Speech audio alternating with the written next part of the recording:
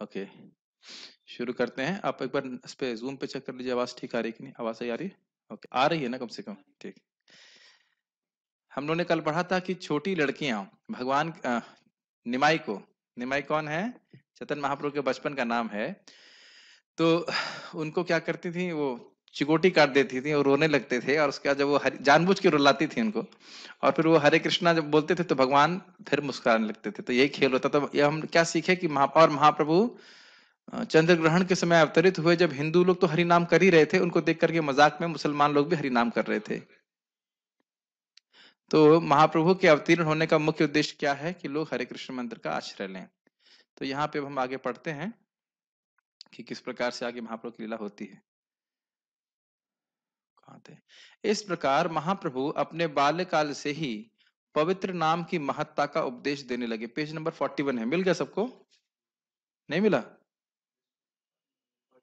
आप लोग को मिल पाया नहीं इसमें? We can help them. इस प्रकार महाप्रभु अपने बाल्यकाल से ही 41 पेज नंबर। श्री चैतन्य बाल्यकाल में निमाई कहलाते थे। यह नाम उनकी प्यारी माता द्वारा रखा गया था, क्योंकि माता का नाम याद है किसी को? सची माता। कल एक भक्त का डाउट था कि महाप्रभु जगन्नाथ जी के बेटे हैं क्या? लेकिन जगन्नाथ जी के बेटे नहीं, वो स्वयं जगन्नाथ है। जगन्नाथ मिश्र के बेटे हैं। समझ में आ रहा है? कोई बात नहीं, पहली बार सुन रहे हैं तो कुछ कंफ्यूजन हो सकता है। जगन्नाथ जी के बेटे नहीं है, जगन्नाथ जी स्वयं है, भगवान कृष्ण हैं। जगन्नाथ मिश्र के बेटे हैं। और उनकी माता का नाम था सची माता, जो कि स्वयं यशोदा मैया की अवतार है। तो निमाई जो है, निमाई नाम रखा गया सची माता के द्वारा, क्योंकि महाप्रभु का जन्म, इधर आ जाइए, क्योंकि महाप्रभु का जन्म उनके पिता के घर के आंगन में उगे एक नीम के वृक्ष के नीचे हुआ था। ये बात समझ में आ रही है? इसका कारण क्या है पता है? क्योंकि नीम का वृक्ष माना जाता है कि ये डिसइंफेक्टेंट भी होता है और भूत भगाता है। आपने देखा ना, जो माता आ जाती है, माता समझते चिकन पॉक्स हो जाता है, तो उसमें भी नीम का पत्ता लगाते हैं ऐसे करके, तो वो ऐसा माना जाता है कि भूत वूत जो भी है वो भाग जाता है। तो इसलिए उस पे भूत ना चढ़े, इसलिए उनका नाम निमाई रख दिया कि निमाई बोलेंगे तो उस नीम नीम शब्द आएगा तो उससे ऊपर कोई भूत नहीं आएगा। तो इसलिए निमाई रखा गया नाम। वैसे उनका नाम बचपन में विश्वाम्भर रखा गया था, जब नामकरण संस्कार हुआ था उनका तब। जब महाप्रभु को 6 मास की, ये बहुत इंटरेस्टिंग है, जब महाप्रभु को 6 मास की आयु में अन्न प्राशन संस्कार के समय अन्न खिलाया गया, तब उन्होंने अपनी भावी लीलाओं का संकेत दे दिया। बहुत इंटरेस्टिंग है। इस अवसर पर शिशु की भावी प्रवृत्तियों को का आभास पाने के उद्देश्य से बालक को सिक्के तथा पुस्तकें दी जाती हैं। महाप्रभु की एक ओर सिक्के रखे गए और दूसरी ओर श्रीमद् भागवतम रखा गया। महाप्रभु ने सिक्कों को ग्रहण ना करके श्रीमद् भागवतम को ग्रहण किया। ये बड़ा अद्भुत है कि छोटे बच्चों को कैसे मालूम चलेगा कि श्रीमद् भागवतम क्या है और सिक्का क्या है, लेकिन महाप्रभु ने इंगित किया और वहां पे गए और भागवतम को अपने हृदय से लगा लिया। तो महाप्रभु को जिस प्रकार से हरिनाम प्रिय है, उसी प्रकार से श्रीमद् भागवतम का श्रवण कीर्तन भी प्रिय है। एक भक्त श्रीमद् भागवतम गा रहे थे, आगे की लीला में आता है, और वहां पर उतना प्रसन्न हुए, कहते तुम्हारा और कुछ काम नहीं है, केवल तुम श्रीमद् भागवतम के श्लोकों को गाओ। उसका नाम था, उनका नाम रख दिया श्री भागवत आचार्य, ऐसे करके एक भक्त हुए। तो महाप्रभु को भागवतम बहुत प्रिय था और धन के पीछे वे नहीं भाग रहे थे। हम लोग संग ऐसा किसी ने हुआ था? माता जी आपने मेरे संग किया था क्या? ये मैंने क्या पकड़ा था वो? शायद मैंने इंजीनियरिंग की किताब पकड़ ली होगी उस समय। यहाँ इधर नॉर्थ इंडिया में नहीं होता ना ये, अन्नप्राशन के बाद होता है? नहीं होता है। साउथ में होता है। करुणा मित्र आपने क्या पकड़ा था? मेरे ख्याल से आपने चम्मच पकड़ लिया होगा कुकिंग का। We don't know. समुद्र आपने क्या पकड़ा था जब अन्नप्राशन होता है? आपको आप क्या होता है इस तरह से? आपने क्या पकड़ा? आपको याद नहीं है? तो हम लोग को बताया नहीं गया तो क्या हम लोग पकड़े इसको? लेकिन वहां पे ऐसा होता है। प्रभुपाद जी टीका करते हैं, जब महाप्रभु का अवतरण हुआ था तो सची माता के घर पे, क्या नाम था उनका, सीता माता, माता सीता का नाम है, मतलब उनकी पत्नी है अद्वैत आचार्य जी की। वो आती हैं, खीर लेके आती हैं, बहुत शुद्ध वस्तुएं लेके आती हैं। और प्रभुपाद कटाक्ष करते हैं कि आजकल बच्चा अस्पताल में पैदा होता है और डॉक्टर उसको एंटीसेप्टिक से धुल देता है और उसकी हो गई शुद्धि और कोई शुद्धि की जरूरत नहीं है। हो सकता है अल्कोहल से धुल देता हो, कौन जानता है क्या करते हुए, लेकिन पहले जमाने में इस प्रकार से हुआ करता था। महाप्रभु की एक और, ये हमने पढ़ लिया था, और ना सिर्फ भागवतम को ग्रहण किया अपितु भागवतम को हृदय से लगा लिया था। जब महाप्रभु बाल रूप में आंगन में घुटनों के बल चलना सीख ही रहे थे कि एक दिन उनके समक्ष एक नाग प्रकट हुआ और महाप्रभु उससे खेलने लगे। बताइए वो नाग कौन था? शेष नाग। यस, भगवान महाप्रभु तो भगवान विष्णु हैं, तो उनकी शेष सैया पे इस प्रकार से वो खेलने लगे थे। लेकिन आप लोगों को ये बहुत आसान सी बात लग रही होगी। कुछ लगा इस लीला को सुन करके? कुछ भी नहीं लगा ना? आदत हो गई एक लीला सुनने की, है कि नहीं? ये बताइए आप में से कितने लोगों ने नाग पकड़ा है हाथ से? नाग नाग। अच्छा, आप खतरनाक आदमी है, आपने पकड़ा हुआ है। चलिए ठीक है। अगर इस समय भी ये नाग पकड़ लें तो हमारी हालत क्या होगी, जरा विचार कीजिए। हमारे अच्छे खासे स्ट्रांग ब्रह्मचारी हैं, अगर ये भी अभी नाग पकड़ के आ जाएं, अगर मान लीजिए प्लास्टिक का भी नाग हो, तो हम लोग की हालत खराब हो जाएगी कि नहीं? और आपके लड़के का नाम क्या है? हाँ, लव कुश। अब मान लीजिए इतना छोटा बच्चा अगर नाग पकड़ ले, तो क्या घबरा नहीं जाएंगे आप लोग? तो होता क्या है, एक सन्यासी महाराज बता रहे थे कि जब तक हम लोग आंखों से कुछ पिक्चर में नहीं देखेंगे, हमारे हृदय में कुछ होता नहीं है। हम लीला सुनते हैं, हाँ नाग पकड़ा महाप्रभु ने, ठीक है, वो तो भगवान है, लेकिन वह अपने माता पिता के लिए भगवान नहीं है। समझ रहे हैं ना? समझ रहे हैं? महाप्रभु अपने माता पिता के लिए भगवान है क्या? उनके लिए तो वो बेटे ही हैं। तो इतना छोटा बच्चा नाग पकड़ ले तो माता पिता पे क्या गुजरेगा? एकदम से भयभीत हो जाएगा। लेकिन फिर वो नाग जो है चला जाता है। तो शेष नाग आए थे भगवान की सेवा करने के लिए। मुझे तक स्मरण आता है कि वो एक गुंठी बनाकर बैठ जाता, बना लेता है महाप्रभु उस पे, मतलब निमाई के बच्चे के रूप में इसमें वो बैठते भी हैं, जब तक मुझे स्मरण आ रहा है। महाप्रभु नहीं, निमाई पंडित। अभी वो पंडित भी नहीं, खाली निमाई। ठीक है, अभी अभी महाप्रभु नहीं हुए। ठीक है। घर के सभी सदस्य भय तथा आश्चर्य से स्तब्ध हो गए, किंतु थोड़ी ही देर के बाद सर्प चला गया और माता ने बालक को उठा लिया। भगवान कृष्ण भी ऐसी लीला करते हैं कि ब्रजवासियों कुछ ना कुछ परेशानी आता रहेगा और उससे वह एक ही चिंता करते हैं, वो अपनी चिंता नहीं करते, वो यही सोचते हैं कि कृष्ण को कुछ ना हो जाए।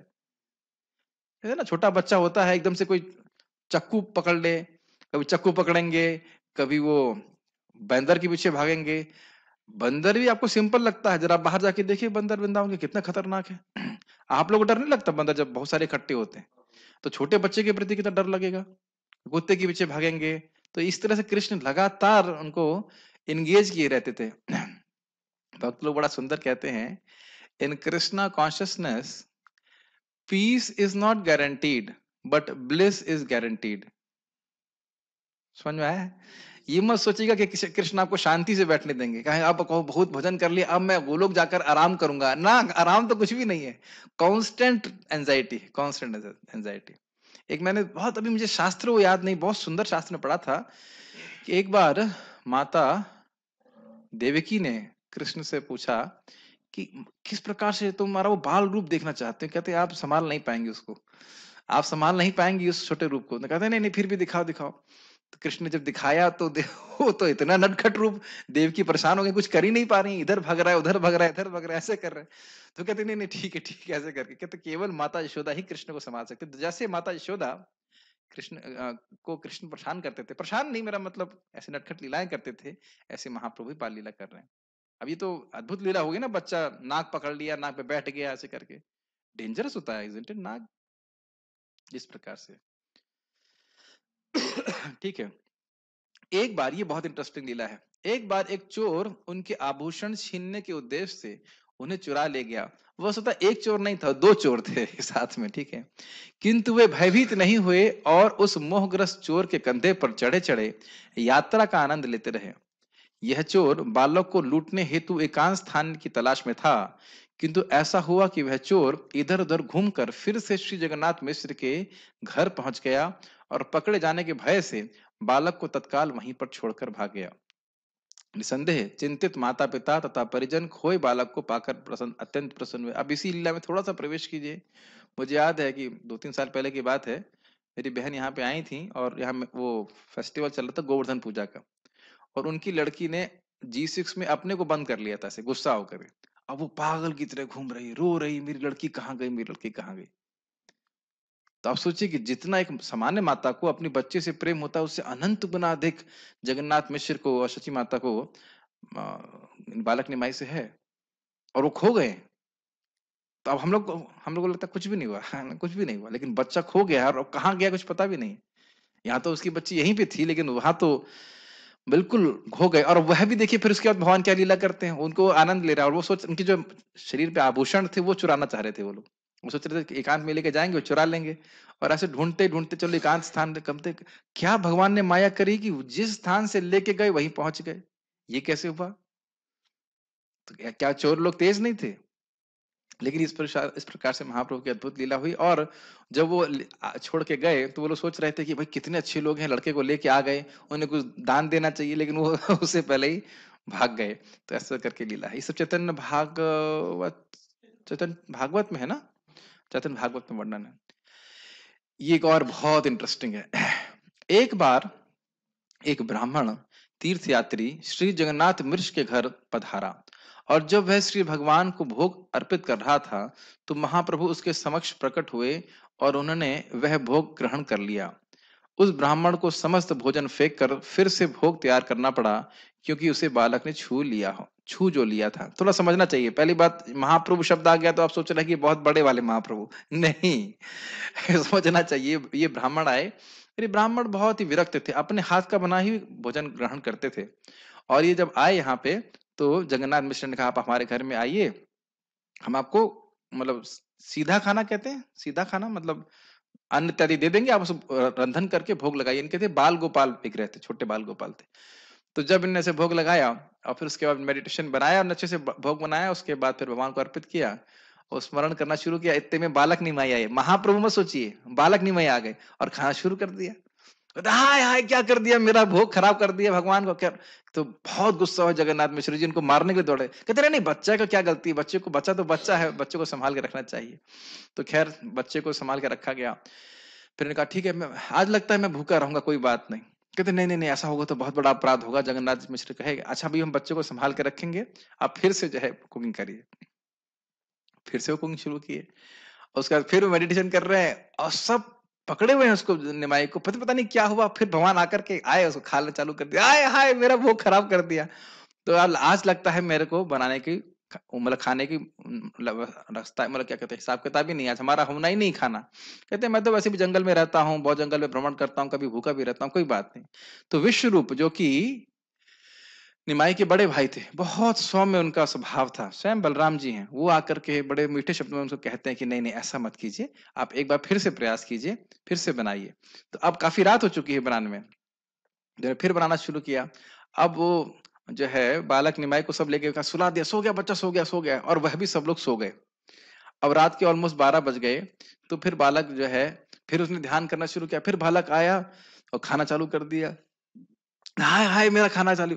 तो महाप्रभु कहते हैं अरे, एक तो तुम मुझे बुलाते हो, भोग लगाते हो और मुझे बुलाते हो, और जब मैं खाना शुरू करता हूं तो तुम हाय हाय करते हो, ये क्या मतलब हुआ? फिर उन्होंने अपना कृष्ण स्वरूप उसको दिखाया। समझ रहे हैं? और बहुत सुंदर बात वो कहते हैं कि तुम जन्म जन्मांतर मेरे सेवक रहे हो, और तुमने बहुत जन्मों से मेरे प्रति प्रेम को कल्टीवेट किया है। कल्टीवेट को क्या कहेंगे हिंदी में? हाँ, इकट्ठा नहीं, मतलब पोषित किया है, बढ़ाया। आज आज तुम्हारा जो साधना है वो सफल हुई, आज तुम मेरा दर्शन प्राप्त कर पा रहे हो, लेकिन तुम ये किसी को बताना मत कि मैं कृष्ण हूं। ऐसा बताओगे तो तुम मर जाओगे। ऐसा करके महाप्रभु डरा दिया। अब मुझे ये समझ में नहीं आ रहा है कि ये बात मालूम कैसे चली। महाप्रभु ने तो कहा था किसी को बताना मत, तो ये लीला कैसे मालूम चली? मालूम चल गई होगी, शुद्ध भक्त है मुरारी गुप्त, किसी को बता दिया होगा, जो भी है। तो इस प्रकार से ये लीला हुई। तो समझ पा रहे, 3 बार भोग महाप्रभु ने स्वीकार किया। अगली बार भी ऐसा ही हुआ, और जब तीसरी बार भी ऐसा ही हुआ तो बालक को पकड़कर सुला दिया गया। अर्धरात्रि के समय जब घर के सभी लोग सो गए तो उस ब्राह्मण ने अपने द्वारा तैयार किए गए उस विशिष्ट भोग को श्री विग्रह को अर्पित किया, लेकिन उस बाल भगवान निमाई ने पूर्वत प्रकट होकर उस भोग को झूठा कर दिया। तब वह ब्राह्मण रोने लगा, किंतु चूंकि घर के सारे लोग सोए थे अतः उसका रोना किसी ने नहीं सुना। उस समय बाल रूप भगवान, भगवान मतलब निमाई, यस, उस भाग्यवान ब्राह्मण के समक्ष प्रकट हुए और भगवान श्री कृष्ण के रूप में अपना दर्शन दिया। ब्राह्मण को इस घटना को प्रकट न करने हेतु कहकर बालक अपनी माता की गोद में लौट आया। इंटरेस्टिंग है। अब आप देखिए कितनी, और भगवान के थोड़े और बड़े हुए तो क्या नटखट लीला करते हैं। उनके बाल्यकाल की ऐसी अनेक घटनाएं हैं। कभी कभी एक नटखट बालक की भांति वे उन रूढ़िवादी ब्राह्मणों को तंग करते जो गंगा स्नान करने आते। ये क्या करते थे पता है? पहले पढ़ लेता हूँ, फिर और जो नहीं बताएंगे प्रभुपाद तो बताएंगे। जब ब्राह्मणों ने उनके पिता से शिकायत की कि वे पाठशाला जाने के बदले उन पर पानी फेंकते हैं, तो वे सहसा उनके पिता के समक्ष सूल की वेशभूषा में पुस्तक के लिए प्रकट हो गए, मानो वे सीधे स्कूल से आ रहे हों। इस समझने का प्रयास कीजिए, हुआ क्या लीला। क्या क्या करते थे महाप्रभु। ब्राह्मण स्नान करने जाएंगे, गायत्री कर रहे हैं, जो गायत्री नदी में करते हैं वो सबसे शक्तिशाली मानी जाती है, तो उनकी टांग खींच देते थे नीचे से। उसके बाद पानी फेंक देते थे उनके ऊपर, या मान लीजिए स्नान करके बाहर आएंगे तो फिर कुल्ला करते थे, पानी कुल्ला भी कर देते थे, पानी फेंक देंगे ऐसे करके। और एक और काम, हाँ ये तो और था जहां तक मुझे स्मरण आ रहा है, स्त्रियों के कपड़े पुरुषों के कपड़ों से मिक्स कर देते थे। अब बड़ा परेशानी, ये तो क्या बड़ी दिक्कत है वहां पे। तो इस प्रकार से महाप्रभु ने सॉरी निमाई बहुत नटखट लीलाएं करते थे। तो अब हुआ क्या, जब ये लोग आए इनके पास, जगन्नाथ मिश्र के पास, कि बच्चा जो है आपका नहा करके हमें बहुत परेशान करता है, तो आप सोचिए कि कोई व्यक्ति नहा के आया है, सुंदर सुंदर उसके बाल हैं, मतलब मुंडन तो नहीं किए हैं, तो उसके बाल गीले होंगे। अगर कोई व्यक्ति बोल रहा है कि गंगा जी में हमको परेशान किया आपके लड़के ने नहाते समय, तो महाप्रभु के बाल भी तो गीले होने चाहिए। लेकिन जब वो मतलब महाप्रभु मैं बोल रहा हूँ, निमाई जब आता है, तो वो क्या देखते हैं, अरे वो तो हाथ में इंक लगी हुई है, इंक या जो भी यूज करते हो, कुछ इंक तो रहती होगी समय, कुछ लेखनी जैसे कहते थे, तो हाथ पूरा अगर अगर नहा के आया है तो हाथ गंदा कैसे है। तो कुछ स्पेशल लगा आपको, क्या स्पेशल लगा। अद्भुत जगह है ना। एक अभी स्नान करने वाली लीला हो रही है, और जब आ रहे हैं तो देखा कि हाथ से लग रहा है कि पढ़ मुझसे वो व्यक्ति स्टूडेंट पढ़ के आता है। अच्छा, अभी मैं तुरंत तो स्नान करके नहीं आया ना। अरे भाई, बाल ना भी हो थोड़ा सा तुरंत आदमी स्नान करके आता तो मालूम शक्ल लगती है ना। तुरंत नहीं स्नान किया, 3-4 बजे स्नान किए, तो मैं कहूँ तुरंत अभी स्नान करके आऊं तो आप नहीं विश्वास करेंगे ना। तो इस प्रकार से महाप्रभु की अद्भुत लीला, तो आप देखेंगे लीला हम पढ़ते हैं लेकिन कभी कभी ध्यान नहीं देते कि उस लीला में कितना रहस्य है।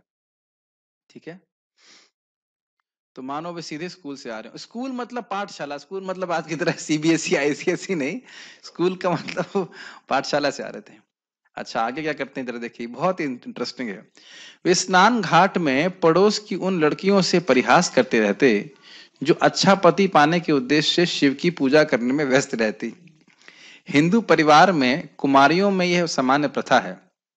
जब वे ऐसी पूजा में व्यस्त रहती तो महाप्रभु चंचलता पूर्वक उनके समक्ष प्रकट होकर कहते, मेरी प्रिय बहनों, तुम शिव की भेंट के लिए जो कुछ लाई हो वह मुझे दे दो। शिव मेरे भक्त हैं और पार्वती मेरी सेविका है। अब बताइए, कोई सामान्य व्यक्ति इस प्रकार से बोले, देखिए उनके लिए भी ये भगवान नहीं है, उन लड़कियों के लिए भी निमाई भगवान नहीं है, वो एक सामान्य लड़के की तरह बर्ताव कर रहे हैं। तो कहेंगे अरे बाप रे, इतना उद्दंड है कि शिव जी को अपना सेवक कह रहा है, पार्वती को अपनी सेविका कह रहा है, ऐसे करके हंसती थी उनके ऊपर। यदि, अब देखिए क्या महाप्रभु कह रहे हैं, यदि तुम मेरी पूजा करोगे ये पता है कि नहीं पता आप लोगों को, लेकिन जनरली शिव जी की पूजा करने करने से अच्छा पति मिल जाता है, और उमा की पूजा करने से अच्छी पत्नी मिल जाती है। ब्रह्मचारी की रहना हो तो 4 कुमारों की पूजा करी तो ब्रह्मचारी रह सकते हैं। ठीक है, यदि तुम मेरी पूजा करना ही, हमने कल पढ़ा था जो क्या नाम था, विष्णु प्रिया जी की शादी का वर्णन महाप्रभु निमाय पंडित सुनता है, उसको शादी की इच्छा समाप्त हो जाती है, शादी नहीं होती। ठीक है, यदि तुम मेरी पूजा करोगी तो शिव तथा अन्य सभी देवता तुम पर और भी प्रसन्न होंगे। तो महाप्रभु क्या शिक्षा दे रहे हैं यहाँ पे, जो भगवान कृष्ण शिक्षा दे रहे हैं, देवताओं की पूजा करने की बजाय हमें भगवान की ही पूजा करनी चाहिए। अगर किसी की भौतिक इच्छा भी है तो भगवान पूर्ण करते हैं। और जैसे कि आप देखते हो, भागवत में कर्दम मुनि की शादी करने की इच्छा थी, तो जो कल्पना भी नहीं कर सकते थे, ऋषि थे, जंगल में तपस्या कर रहे थे, उनको उनकी शादी की व्यवस्था किसने करी, मनु महाराज, जो विश्व के राजा थे, विश्व भी नहीं कहना चाहिए, मनु का राज्य तो विश्व के परे होता है, कई द्वीपों में उनका राज्य होता है, पूरा मानव जाति पे उनका राज्य है। उनकी एकलौती पुत्री तो नहीं थी, एक एक पुत्री थी ना, देवाहुतिया, एक बहुत सुंदर पुत्री, जिनको देख करके वो महल में गेंद से खेल रही थी, तो उनको देख करके ऊपर एक, क्या कहते हैं उसको, गंधर्व, यस, गंधर्व था वो, हवाई जहाज नहीं, मेरा मतलब विमान पे जा रहा था और वो नीचे गिर पड़ा, इतने सुंदर थी वो। और वह उन्होंने राजकुमारी की शादी करदम मुनि से हुई, जो कि एकदम जंगल में रह रहे थे। तो मैंने किसी की भोग की भौतिक भौतिक कुछ इच्छा भी है तो भी भगवान पूरा करते हैं। वस्तुतः वो तो पहले से देना चाहते हैं, भक्त अगर इच्छा करता है तो करना देना चाहते हैं उसकी इच्छा के आगे भी। अब प्रभुपाद जी चैतन्य चरितामृत के तात्पर्य में लिखते हैं कि कोई व्यक्ति अगर श्रीमद् चैतन्य महाप्रभु के सामने कीर्तन करता है तो उसकी भौतिक व्यवस्था भी पूरी तरह से पूर्ण हो जाती है। तो ये सब इच्छाएं भगवान पूर्ण, ये भक्ति शुद्ध भक्ति नहीं है, लेकिन अगर किसी की भौतिक इच्छा भी है तो भी वह भगवान की हरि नाम जप करे, भक्ति करेगा तो पूर्ण हो जाएगी। ये शुद्ध भक्ति नहीं है। लेकिन भगवान यह कह रहे हैं क्या कि जो कुछ भी तुम्हें चाहिए तुम मुझको अर्पित करो। ठीक है। उनमें से कुछ कुमारिकाएं नटखट महाप्रभु की आज्ञा नहीं मानती थीं। तो अब देखिए, तो वे उन्हें शाप देते और कहते कि तुम मेरी अवज्ञा के कारण ऐसे वृद्ध व्यक्ति से ब्याही जाओगी जिसकी पहली पत्नी से 7 संतानें होंगी। मैं समझता हूं वहां पे और भी लिखा है कि उसकी 7 पत्नियां होंगी ना, ऐसे कुछ ऐसा भी कुछ लिखा है वहां पे। तो जो भी है, भयवश और कभी कभी प्रेमवश ये कुमारिकाएं उन्हें भी विविध सामग्रियां अर्पित करती और तब महाप्रभु उन्हें आशीष देते और आश्वस्त करते कि उन्हें सुंदर युवा पति प्राप्त होंगे और उन्हें दर्जनों संतानें होंगी। अभी प्रभुपाद जी तात्पर्य में कहते हैं कि सामान्य स्त्रियों की इच्छा होती कम से कम उनकी 6 संतानें तो जरूर हों। अभी पता नहीं अभी क्या स्टेज है, लेकिन पहले जमाने में ऐसा हुआ करता था। अभी तो एक एक भी मैनेज करना बहुत मुश्किल है, लेकिन ऐसी इच्छा होती थी, खुश हो जाते थे लोग। ऐसे आशीषों से कुमारियां प्रफुल्लित होती, लेकिन प्रायः वे अपनी माताओं से ऐसी घटनाओं की शिकायत भी करती थीं। और आप ये देखेंगे इससे क्या हो रहा है, इस शिकायत में क्या दिख रहा है आपको? इस शिकायत में क्या दिख रहा है? इस शिकायत में गौर कथा दिख रही है। दिख रही कि नहीं दिख रही? ऐसे ही एक बार जगन्नाथ मिश्र के से शिकायत करने आते हैं और जगन्नाथ मिश्र कहते हैं मैं उसकी पिटाई करूंगा। नहीं, पिटाई नहीं करने के लिए बोल रहे हैं, बस लड़के को सिखाइए, लेकिन पिटाई मत करिए ऐसे करके। ऐसे ही कृष्ण के बारे में, जब कृष्ण लगातार माखन चुराते हैं, सब कुछ करते हैं, तो गोपियां आती हैं और उनको उनकी उल्हाना कर रही हैं या उनकी शिकायत कर रही हैं। तो उद्देश्य यही है कि कृष्ण से प्रेम बढ़े। वो भले ही शिकायत के रूप में माता यशोदा के सामने आ रही हैं, लेकिन वो जैसे शिकायत भी कर रही हैं तो उनका प्रेम ही कृष्ण के प्रति बढ़ रहा है। ठीक है। आगे पढ़ते हैं, कहाँ थे हम लोग? यहाँ पे मेरे ख्याल से अभी तक तो आसान लग रहा होगा कि सब लीला ही चल रही है, लीला ही चलती रहेगी।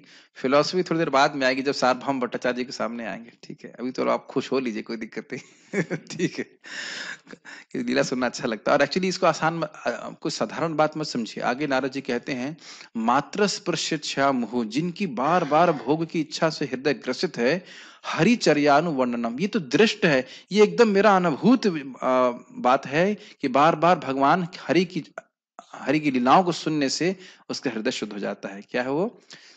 माधुर लीला गौरांगेर मधुर लीला जारे करने प्रवेशिला हृदय निर्मल भैलोतार। महाप्रभु की मधुर लीलाएं हैं। मधुर लग रहा है कि नहीं? अगर ये कोई सामान्य लड़के के बारे में सुन रहे होते तो बहुत खराब लगता, लेकिन महाप्रभु के बारे में सुन रहे तो हृदय में खुशी हो रही है। आज परम पूज्य गोपाल कृष्ण महाराज जी बता रहे थे ना कि कोई तुमको चोर कहे तो बुरा मानेंगे ना। चोर कहेंगे, चोर आ गया, देखो चोर आ गया, तस्कर आ गया। लेकिन कृष्ण को माखन चोर कहेंगे तो कृष्ण को भी बड़ा अच्छा लगता है और भक्तों को भी अच्छा लगता है। रोज तो हम गाते ही हैं, माखन क्या क्या लाइन क्या है पूरी? यमुना तट चर माखन तस्कर, ऐसा कुछ नहीं, जो भी है माखन तस्कर आता है ना, ऐसे करके आता है। तो माखन तस्कर गोपी जना वस्त्रहारी, इस प्रकार की बातें तो कृष्ण के लिए वह सब सुंदर होती हैं, हमारे लिए भी कल्याणकारी होती हैं। ठीक है, आगे बढ़ते हैं। ऐसे आशीषों से कुमारियां प्रफुल्लित हो, शिकायत भी करती। महाप्रभु ने इस प्रकार अपना बाल्यकाल बिताया। जब वे मात्र 16 वर्ष के थे तब उन्होंने अपनी निजी चतुष्पाठी विद्वान ब्राह्मण द्वारा चलाई जाने वाली ग्रामीण पाठशाला आरंभ की। वे इस पाठशाला में व्याकरण पढ़ाते समय भी केवल भगवान श्री कृष्ण की व्याख्या करते। बाद में महाप्रभु को प्रसन्न करने हेतु,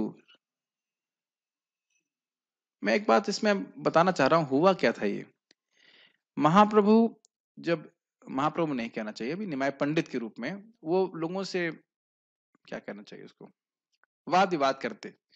कोई बात उसको बोलते, कहते ये सही है कि ये गलत है, तो कहता ये गलत है, तो उसकी बात काट देते। फिर अपनी बात फिर काट देते। फिर उसके बाद फिर अपनी बात को सही रखते, उसकी बात को काट देते, और उसके बाद फिर अपनी बात काट देते। ऐसा करते थे और हम चकित हो जाते थे लोग। तो भक्त लोग सोचते थे इतना सुंदर है, काश ये भक्त होता तो कितना अच्छी बात होती। तो महाप्रभु कहते हैं कि या एक बार इसी संबंध में मुकुंद दत्त और श्रीवास ठाकुर, तो उनके पास महाप्रभु जाना चाहते हैं कुछ वाद विवाद करने के लिए। तो कहते हैं ना ना ना ना, हमें बात नहीं करनी, हमें बात नहीं करनी। तो कहते हैं अच्छा, एक दिन मैं ऐसा भक्त बनूंगा कि तुम सब लोग मेरा संग प्राप्त करना चाहोगे।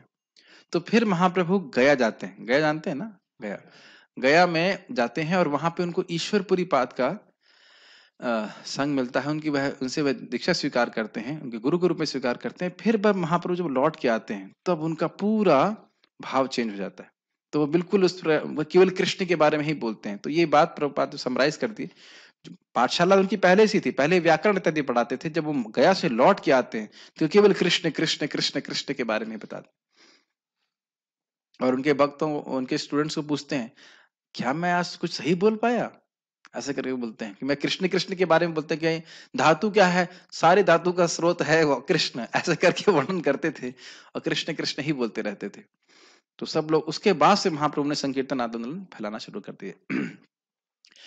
बाद में महाप्रभु को प्रसन्न करने हेतु श्रील जीव गोस्वामी ने एक संस्कृत व्याकरण तैयार किया, जिसमें व्याकरण के सारे नियमों को श्री भगवान के पवित्र नामों के उदाहरण द्वारा समझाया गया। जैसे शब्द रूप अगर चलेगा तो राम रूप, कृष्ण रूप, और भी आप लोगों ने संस्कृत में जो रूप पढ़े हैं वो भगवान के नाम से चलाते हो।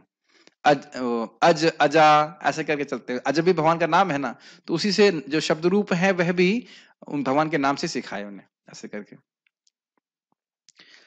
यह व्याकरण अब भी प्रचलित है यहाँ पे इस्कॉन में तो नहीं, लेकिन कुछ भक्त लोग सीखते हैं उधर बाहर जाकर के। यह हरिनामामृत व्याकरण के नाम से प्रसिद्ध है और बंगाल की पाठशालाओं के पाठ्यक्रम में स्वीकृत है। मैं समझता हूँ इस्कॉन में भी कुछ भक्त लोग सिखाते हैं इसको, हरिनामामृत व्याकरण को। यस, अब बहुत इंटरेस्टिंग ला रही।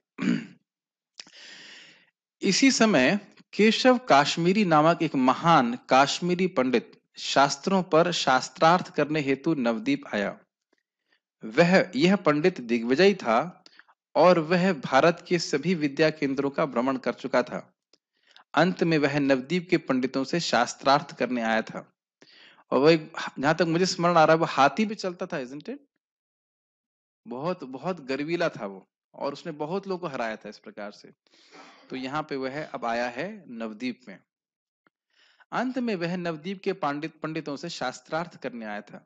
नवद्वीप के पंडितों ने काश्मीरी पंडित के साथ प्रतियोगिता में निमाई पंडित भगवान श्री चैतन्य को प्रस्तुत करने का निश्चय ये सोचकर किया कि यदि निमाई पंडित पराजित होगा तो उन्हें शास्त्रार्थ करने का और अवसर मिलेगा। समझ में आ रहा है इसको? वो तो बच्चा है, बच्चा हार गया तो कोई बात नहीं, और बड़े बड़े पंडित हैं। और अगर बच्चे ने हरा दिया तो क्या कहेंगे, अरे जब बच्चे ने हरा दिया तो फिर बड़े से क्या तुम बात करो यार, हटो यहाँ से, ऐसे करके। क्योंकि निमाई पंडित तो अभी एक बालक ही थे, और यदि काश्मीरी पंडित पराजित हो गया तो उनकी गरिमा में और वृद्धि होगी, क्योंकि तब लोग यही कहेंगे कि नवद्वीप के एक बालक ने ऐसे विजेता पंडित को पराजित कर दिया जो भारत भर में विख्यात था। ये जो इजी है, मैं बस वहां पे व्याख्या करूंगा कैसे हराए महाप्रभु ने। संयोगवश ऐसा हुआ कि गंगा के तट पर टहलते हुए निमाई पंडित की भेंट केशव काश्मीरी से हो गई। महाप्रभु ने उससे गंगा की प्रशंसा में संस्कृत का एक श्लोक, ध्यान दीजिएगा, एक श्लोक रचने हेतु कहा। केवल बोला एक श्लोक बोल दीजिए आप। उस पंडित ने अल्प समय में ही 100 श्लोक बना दिए। आप में से, हम में से कोई व्यक्ति एक श्लोक बोल सकता है गंगा जी की महिमा में? हमें तो याद भी नहीं है, एक श्लोक भी याद नहीं है। याद होगा ओम गंगे च यमुने चैव गोदावरी और तो कुछ याद नहीं है, ठीक है ना? और उन्हें आंधी की गति से सुनाकर अपने विस्तीर्ण पांडित्य का प्रदर्शन किया। विस्तीर्ण मतलब बहुत विस्तार जिसका हो चुका, बहुत उत्कट पांडित्य का। अब देखिए क्या होता है। निमाई पंडित ने सारे श्लोक बिना किसी त्रुटि के तत्काल कंठस्थ कर लिए। अभी तो कठिन बात नहीं है कि भगवान से सारी स्मृति आती है, तो भगवान अगर एक झटके में सीख जाए तो कौन सा आश्चर्य की बात है। उन्होंने और उसके बाद केशव कश्मीरी बोलता, कैसी लगी तुम्हें यहाँ पे मेरी कविता कैसी लगी? तो क्या बहुत सुंदर लगी। और पहले बोले बहुत अच्छा है, ये बहुत अच्छा है, वो बहुत अच्छा है। फिर बोला लेकिन 64वें श्लोक में एक कुछ दिक्कत है। 64 मतलब क्या, 64? 64वें श्लोक में मतलब 100 श्लोक एकदम वायु के वेग से बोल दिए।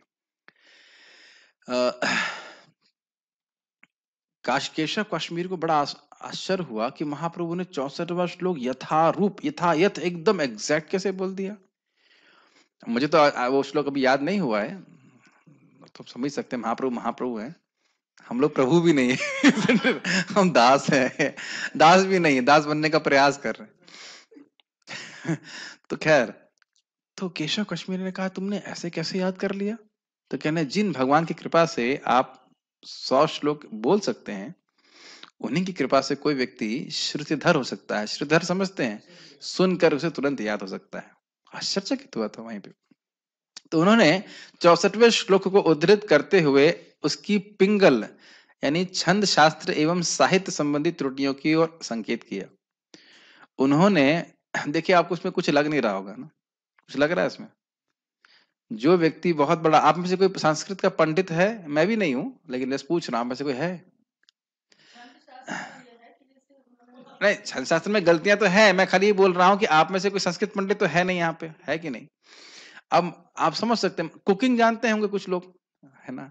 थोड़ा बहुत मैं प्रवचन करना जानता हूँ, थोड़ा बहुत, वो भी हल्का फुल्का। और मान लो क्लास के बाद कहे प्रभु जी आपकी प्रवचन में ये दोष है, ये दोष है, ये दोष है, तो कितना दुख लगेगा, है कि नहीं है कि नहीं, है कि नहीं अभी हम लोगों ने एक फीस्ट बनवाया, तो उसमें एक व्यक्ति आके मुझे, मैं सुबह गया तो मुझे बुलाए जोर से, शिव कृष्ण दर्शाता। उस फीस्ट में सब्जी क्यों नहीं थी, बाकी सब, लेकिन सब्जी क्यों नहीं थी। हमने कहा प्रभु जी सब, उसकी जगह ये था, सलाद था, नहीं सब्जी क्यों नहीं थी वो पकड़ नहीं, बोले सब्जी क्यों नहीं थी। हमने कहा ठीक है प्रभु जी, अगली बार ध्यान रखेंगे सब्जी रहेगी। तब देख रहे हैं कि कोई हमारी गलती निकालता है तो बहुत खराब लगता है कि नहीं, है कि नहीं। हम को मान लीजिए कोई व्यक्ति हमारी प्रशंसा करता है, तो हम क्या बोलते हैं, क्या क्या क्या कहा प्रभु जी, आपने क्या कहा। एक बार में हम तृप्त नहीं होते, है कि नहीं। क्या क्या कहा आपने, ऐसे बड़ा आग्रह हो जाता है। और कोई निंदा कर दे लगे तो अरे भाई। अब आप ये देखिए, सीन पे जाइए, गंगा जी का तट है और निमाई पंडित हैं, और उनके एक नहीं है, बहुत सारे शिष्य हैं, और निमाई पंडित की उम्र कितनी छोटी है। अब वो 16 साल की बात हो रही है ना, 16 साल के हैं, 16 साल के हैं। और वो केशव कश्मीर ने पूरा जीवन फंसा दिया होगा शास्त्र पढ़ते पढ़ते, और उसने धमाक से 100 श्लोक बोल दिया। वो उसके 64वें श्लोक की व्याख्या कह रहे हैं गलत किया आपने, मतलब गलत श्लोक लिख दिया। व्याख्या गलत नहीं है, श्लोक ही गलत है। ऐसे ही सार्वभौम भट्टाचार्य संघ भी करने वाले महाप्रभु, और बड़े प्रेम से बोलते हैं, और बोलते हैं मैं तो आपके सामने शिशु की तरह हूं। ऐसे महाप्रभु शुरुआत में बोलते हैं मैं तो बालक की तरह हूं, मैं क्या जानता हूं, आप कुछ बोलिए, ऐसे समझाइए। तो अब वो क्या कह रहे हैं जरा देखिए। तो आप ये समझिए कि उसके लिए बहुत बड़ा शौक था, और सब बाकी लोग हंस भी रहे थे उनके बाद। अभी हंसेंगे, अभी हंसे नहीं है, अभी गलती बताएंगे तब हंसेंगे। उन्होंने विशेष रूप से पंडित द्वारा भवानी भर्तु शब्द के प्रयोग पर आपत्ति की। उन्होंने इंगित किया कि यह शब्द अयोग्य है। भगवानी का अर्थ है शिव की पत्नी, तो फिर उनका भर्ता या पति और कौन हो सकता है। ये समझ में आ रहा है, शिव जी की पत्नी का पालक। भवानी का भव मतलब कौन है, भव मतलब शिव जी, भवानी मतलब शिव की पत्नी। तो भवानी भर्तु का मतलब हुआ कि शिव जी की पत्नी का पति। तो इससे यह लग रहा है कि शिव जी की पत्नी का है, दुर्गा जी का कोई और पति है। तो ये गलती हुई ना। तो इस प्रकार से अब ये सोचिए कितनी अद्भुत बात है। 100 श्लोक, आप में से भक्तों को वो संसार दावन वाला पूरा पूरा पता है ना अगर उससे पूछ लिया जाए कि इस शब्द का अर्थ क्या है, तो वही मुश्किल होगा समझाना। बहुत से डिवोटीज के लिए हो सकता है पूरा जीवन गाकर गाते गाते मर भी जाए लेकिन शायद उसको अर्थ भी ना पता हो, ऐसा भी हो सकता है, संभावना है। जैसे बहुत बार लोग आनंदम बुद्धि वर्धनम बोलते हैं शिक्षाष्टकम में, आनंद और बुद्धि का वर्धन करने वाला है, जबकि अर्थ है आनंदम बुद्धि वर्धनम, आनंद के सागर का वर्धन करने वाला है। तो हमारी स्थिति ये है, सही बताने पे भी हम गलत समझ लेते हैं, लेकिन महाप्रभु ने इसको पकड़ लिया, भवानी भर्तु ऐसे करके। तो एक गलती बताई उन्होंने और उसमें कहते हैं बहुत सारी गलतियां, मैं कहां तक गिनाऊं अब ये देखिए कितनी बेइज्जती बेचारे की होगी, और सब हंस रहे हैं उसके ऊपर। आप कहते हैं नहीं नहीं हंसो मत, ये मर जाएगा ये मर जाएगा, हंसो मत हंसो मत, सबको शांत किया उन्होंने। उन्होंने और भी कई त्रुटियां दिखलाई जिससे काश्मीरी पंडित आश्चर्य से स्तब्ध रह गया। महाप्रभु को, भगवान कृष्ण को किसी के हृदय में अहंकार बिल्कुल पसंद नहीं है। आप जानते ही हैं कि अभी गोवर्धन लीला जो हुई थी वो किस लिए हुई थी? इंद्र को क्रोध दिलाने के लिए, इंद्र का जो हृदय में अहंकार आ गया था उसको नष्ट करने के लिए। इस संबंध में एक माता जी ने परम पूज्य निरंजन महाराज से एक प्रश्न किया कि महाराज जी मैं बहुत सफल हूँ, मतलब जो कुछ भी मैं प्रोजेक्ट लेती हूँ वो सफल हो जाता है, डोनेशन ले आती हूँ, ईंट के लिए स्पॉन्सर लाना था मंदिर लो कर लिया, तो हृदय में अहंकार आ जाता है, तो क्या इस अहंकार को मैं स्वयं त्याग दूं या भगवान पे छोड़ दूं?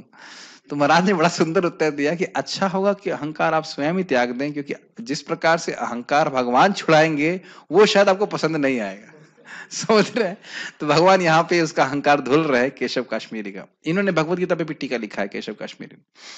वह विस्मित था कि एक व्याकरण का विद्यार्थी इतने उद्भट विद्वान में साहित्यिक त्रुटियां निकाल रहा है। उद्भट का मतलब प्रकांड विद्वान में व्याकरण और क्या छंद शास्त्र अलंकार वो सब लेवल होता है, क्यों मतलब ऐसे होता है ना, व्याकरण के बाद अलंकार इत्यादि होता है, ऐसा कुछ होता है।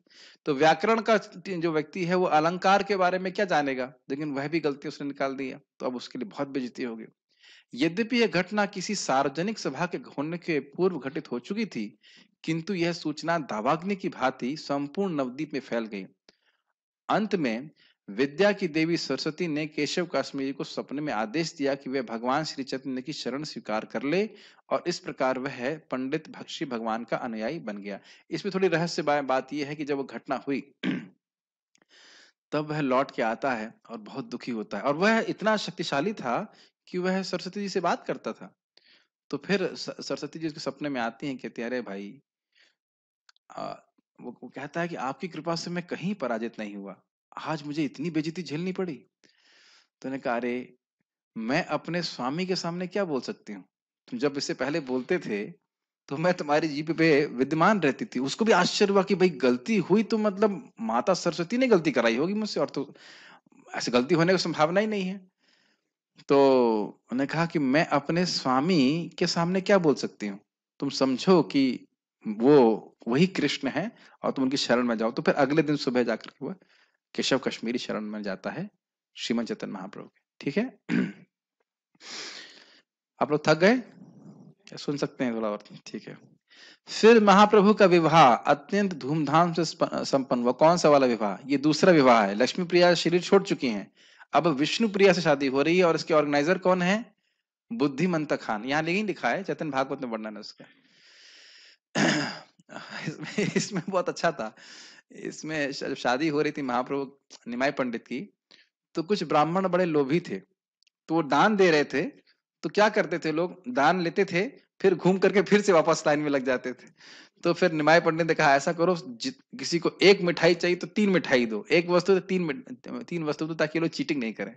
तो ये परंपरा जो है ये भक्तों की पहले से ही है कि जही प्रसादम बटे तो दो जलेबी जगह जगह 6 जलेबी लूट लेना, या कुछ गिफ्ट बट रहा हो तो 2-3 और गिफ्ट चोरी कर लेना, कोई नई बात नहीं है। तो ये इस पे आप कहेंगे प्रभु जी ये कहाँ है? चेतन भागवत खरीद लीजिए, मिल जाएगा आपको, यहाँ पे बीबीटी में अवेलेबल है, इसे पढ़िए, बहुत सुंदर लीला है। और उस समय नवदीप में श्री भगवान के पवित्र नाम के सामूहिक कीर्तन का प्रचार करने लगे। वहां के कुछ ब्राह्मण उनकी इस लोकप्रियता से ईर्ष्या करने लगे और उन्होंने उनके मार्ग में अनेक अवरोध उत्पन्न किए। वे इतने ईर्षालु हो उठे कि अंत में वे इस विषय को नवदीप के मुसलमान काजी के समक्ष ले गए। ये बहुत इंटरेस्टिंग पास टाइम है।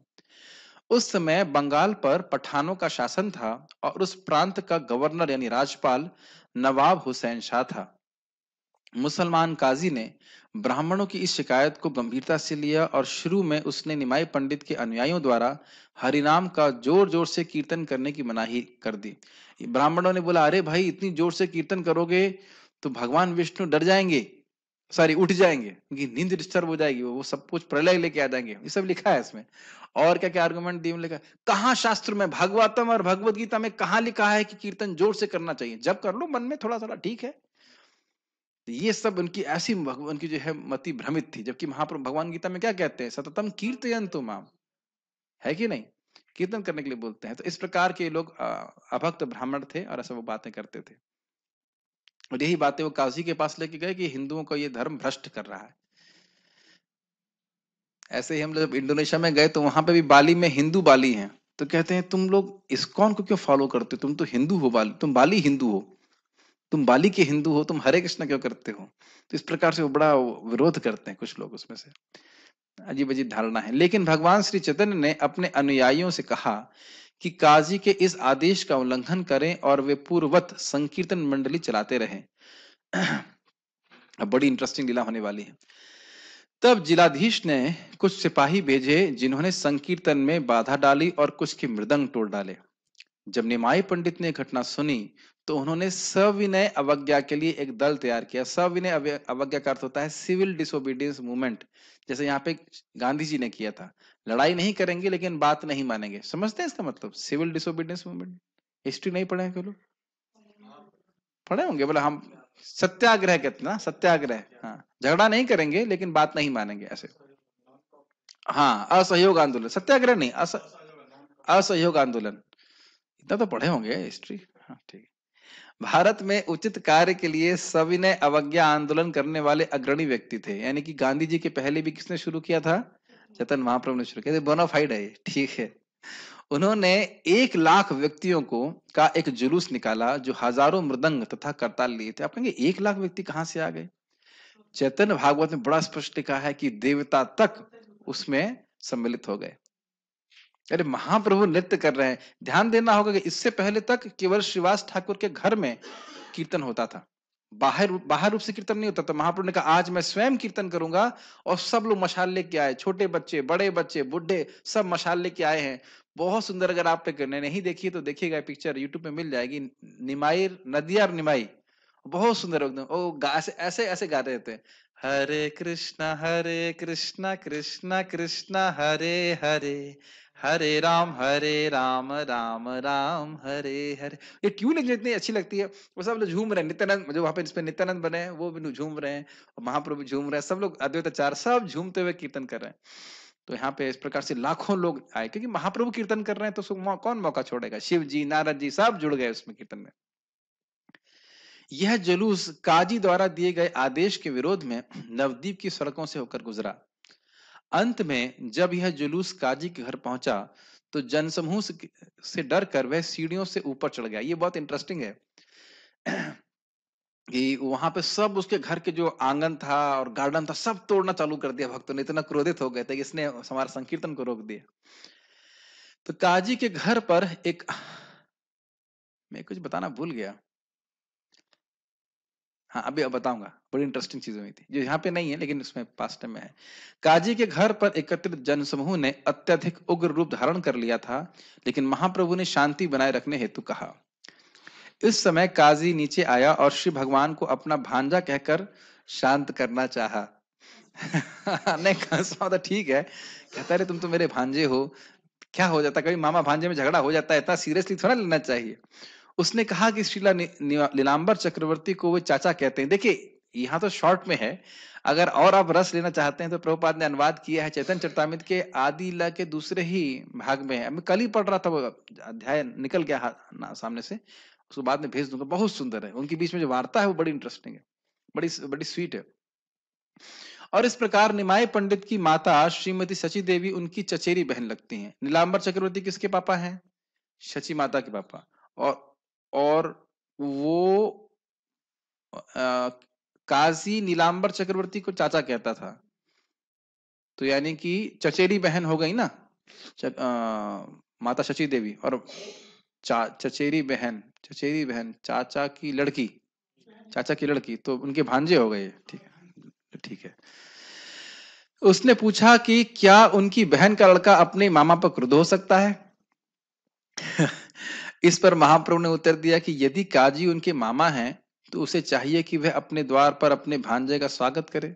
ये थोड़ा सा मैं और बताऊंगा कि भाई आप ये कह रहे हो कि आप मेरे मतलब मेरे मामा हो, तो कैसे मामा हो, भांजा घर पे आया है और आप घर में ऊपर घुस गए हो। तो कहते हैं नहीं, तुम्हारे साथी जो है बहुत डर मतलब क्रोध में थे इसलिए मैं डर गया। तो कहते हैं नहीं, आपको डरने की जरूरत नहीं है, कोई कुछ नहीं करेगा। इस प्रकार वह विवाद समाप्त हो गया और दोनों विद्वानों ने कुरान तथा हिंदू शास्त्रों के विषय में लंबी चर्चा चलने लगी।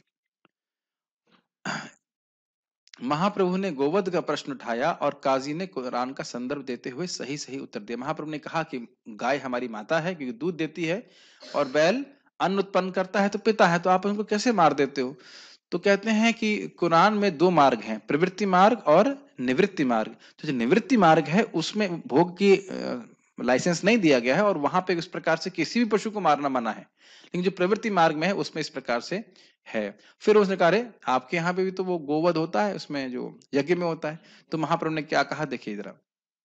बदले में काजी ने भी महाप्रभु से वेदों में गोमेध यज्ञ के विषय में प्रश्न पूछा, जिसका उत्तर महाप्रभु ने यह दिया कि वेदों में उल्लेखित ऐसा यज्ञ वास्तव में गोवध नहीं है।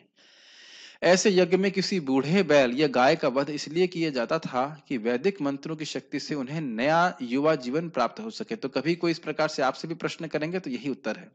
लेकिन कलयुग में ऐसा गोमेध यज्ञ वर्जित है, क्योंकि ऐसा यज्ञ संपन्न कराने वाले योग्य ब्राह्मण उपलब्ध नहीं है। वस्तुतः कलयुग में ऐसे सभी यज्ञ वर्जित हैं, क्योंकि ये यज्ञ अल्पज्ञ पुरुषों के व्यर्थ प्रयास मात्र है। स्पष्ट है, समझ में आ रहा है? समझ में आ रहा है ना आप लोग को? हाँ, कोई ऐसा नहीं है व्यक्ति जो उनको दोबारा जीवन दे सके। कलयुग में समस्त व्यवहारिक उद्देश्यों के लिए एकमात्र संकीर्तन यज्ञ की संस्तुति की गई है। आप कह रहे हैं प्रभु जी व्याख्या क्यों नहीं कर रहे हो? इस लीला में कुछ ज्यादा व्याख्या करने की जरूरत नहीं है।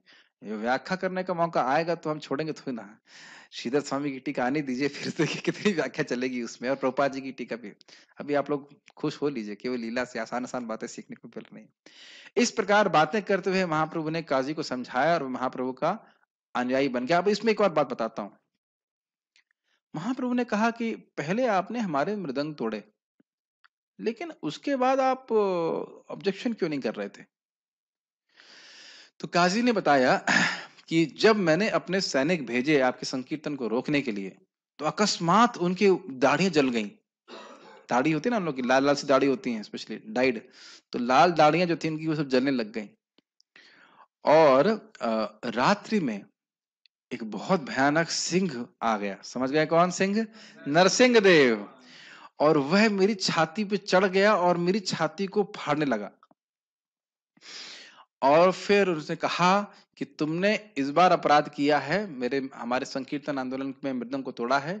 बहुत बड़ा अपराध नहीं किया, लेकिन अगली बार तुमने किया तो मैं तुमको तुम्हारे सारे परिवार सहित फाड़ दूंगा।